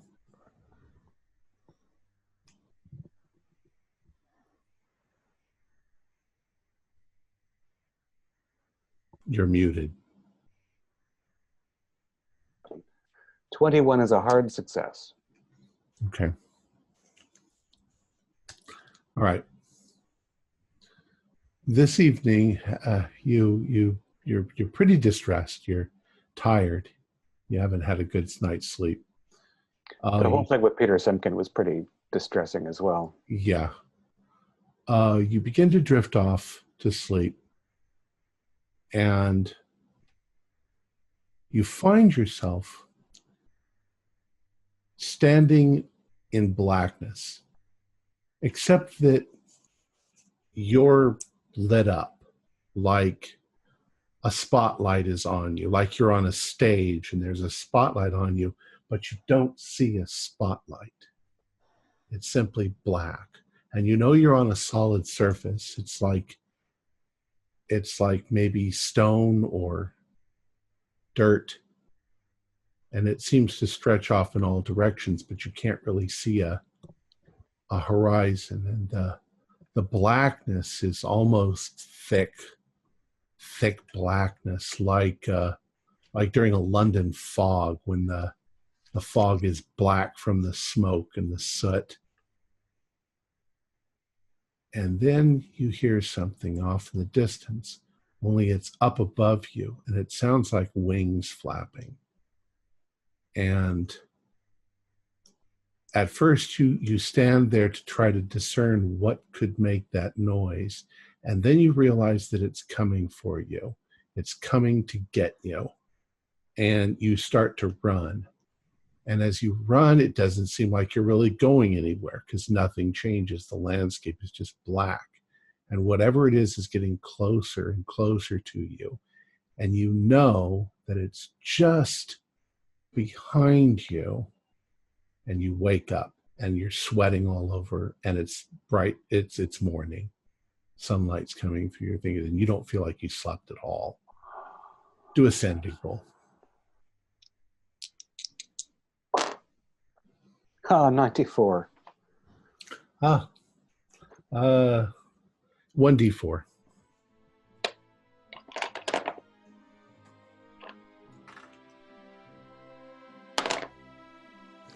Three. Okay. That's where we'll leave it. Our players included Jason Melnichuk, John Byram, Ford Fitch, Jerry Bryant, and David Gasaway, with yours truly as a keeper of the secrets. We're currently producing up to 5 shows a week, with music and sound effects added in post-production in order to create a richer listener experience. We provide audio-only versions of our shows free for you to download from Podbean or iTunes. The costs involved with the show are provided almost entirely by our patrons. Without them, we wouldn't be able to do what we do. If you'd like to support our show, visit our Patreon account. Just $1 or $2 a month helps us a lot. You can find a link in the description below. Like, share, and subscribe to our channel, and punch that bell icon for updates on our latest shows. And leave us some comments. We enjoy reading them and answering any questions you might have. This is Tom Rayleigh, together with all the members of our gaming club, inviting you to journey with us once again into the darkness for another adventure into the universe of H.P. Lovecraft and the Call of Cthulhu role-playing game. Until next time, good luck and good gaming.